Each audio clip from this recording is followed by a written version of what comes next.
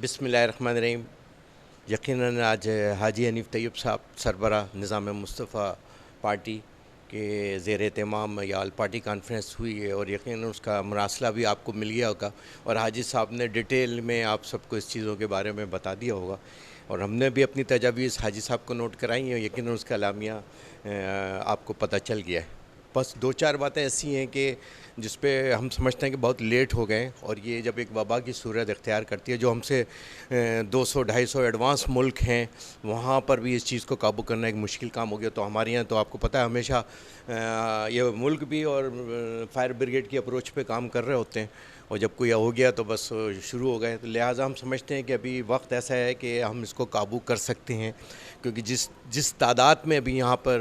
Address ہوئے ہیں patients, تو اس میں لیکن جو ہمیں ایکٹیویٹیز ہم میڈیا کے تھرو دیکھ رہے ہیں، اس میں تو بڑی کمزوریاں نظر آ رہی ہیں، کوتاہیاں نظر آ رہی ہیں۔ لیکن اس وقت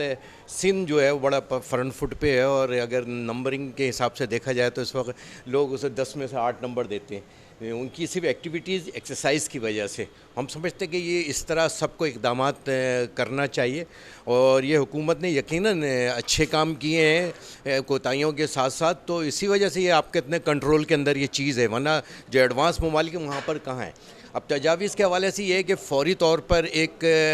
سماجی جتنی ہمارے لوگ کام کر رہے ہیں اس پر ایک کمیٹی بنائی جائے، جیسے ابھی کسی نے 20 لاکھ راشن کا کہا ہے، کسی نے 1 لاکھ سینیٹائزر کا کہا ہے، کسی نے صابن کا ہے، اس کو ایک کمیٹی کے تھرو کیا جائے، ورنہ ایک ہی آدمی 10 جگہ وہ چیز تقسیم کر رہا ہے۔ تو اس کے لیے کمیٹی حکومت تشکیل دے، سماجی رہنماؤں کے ساتھ مل کر پارٹیوں، یہ جیسے المصطفیٰ ہے، AKF ہے، سیلانی ہے، اس طرح دیگر ہماری وہ جو پارٹیوں کو لے کر، تاکہ ایک مربوط پروگرام کے تحت وہ چیز تقسیم ہو، کیونکہ اس وقت سب سے زیادہ افیکٹو جو ہے نا وہ آپ کا غریب وہ طبقہ ہے جو پہلے ہی بے روزگار ہے، تکلیف میں ہے، راشن نہیں ہے، ضروریات کی چیزیں نہیں ہیں، تو سب سے پہلے ایڈریس ان کو کرنا چاہیے۔ اور ایک جو ابھی میں نے پریس کانفرنس سنی ہے، اس کے اندر ایک بڑی اچھی بات یہ ہو رہی تھی ابھی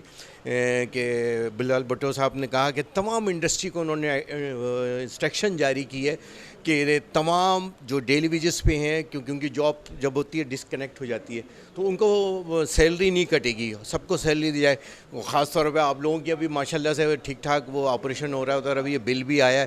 تو ہم سمجھتے ہیں کہ اپنے اپنے سارے دوستوں کو ہمیں یاد رکھتے ہیں، کیونکہ آپ کی اور ہماری پرابلم سے ایک ہے، اس پہ